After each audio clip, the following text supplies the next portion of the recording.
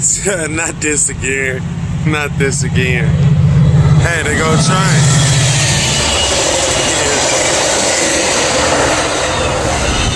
But this miles and idle hours. This miles and idle hours shit. Hey, they go a helicopter.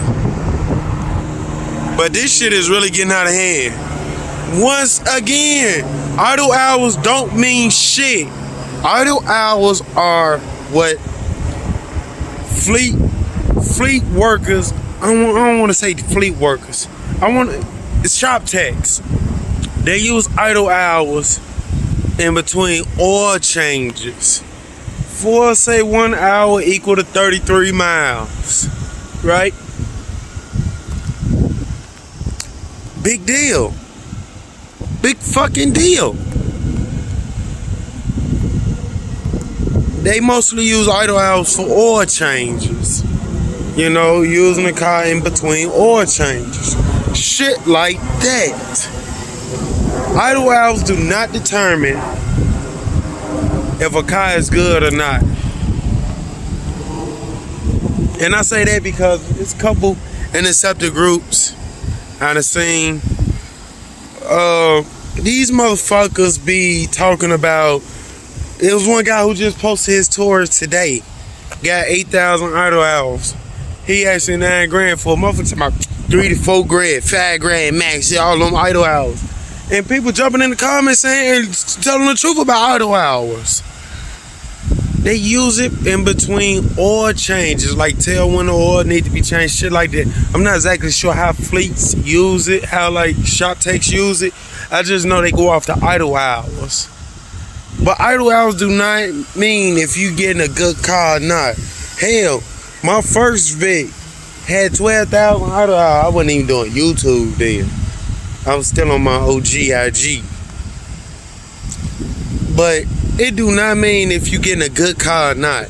Like I said, my first Vic had 12,000 idle hours. Ran better than this one that had damn near 3K idle hours when I got it. Ran better than this one that had damn near 3K idle hours. You know, I had to get this one right with 3K idle hours.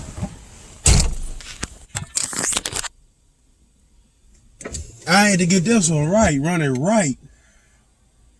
Idle hours do not mean shit.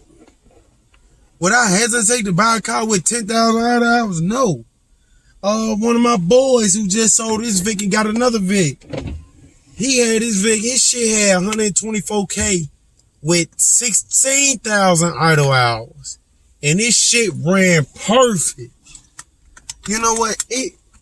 You know what? All you dweebs that worry about idle hours, I bet you, a car with 9,000, 10,000 plus idle hours run better than your car with 3,000 idle hours or 4,000 idle hours or lower.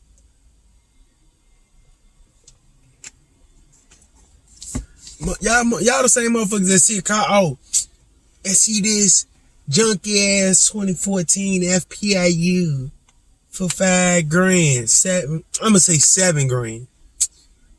It got 110,000, but it got 11,000 idle hours. I'm gonna stay away from that. You fucking dweebs.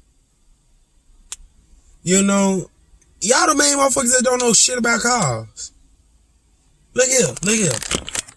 I got a $174, right? I got a $174. 3,276 idle hours. This car had 2,982 idle hours when I got it early part of last year. I don't give a fuck about idle hours. I'll run this shit up. And guess what? I'm gonna run up. If I had I should have got a second key made. If I had another key for this motherfucker, I'd get to school, leave it running. Park it, lock the doors, leave it running. For the whole time I'm in school. What, about 5-6 hours? Leave it running. I'll straight leave it running. I don't give a shit about idle hours. I barely give a shit about miles. Long as the maintenance been kept up. That's all that matters to me. Now, where I draw the line at, like, since I like state boy cars, I draw the line at like $1.75, $1.80, shit like that. But I don't give a shit about idle hours. Fuck an idle hour, in my opinion. I just cycle through the shit just to look at it. I don't go off based off if a car is good off idle hours, if it's a good car or not, off idle hours.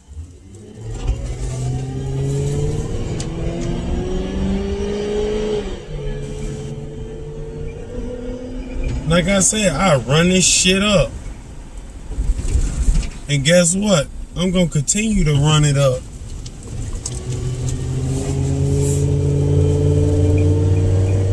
I buy a car to drive, not a car to see.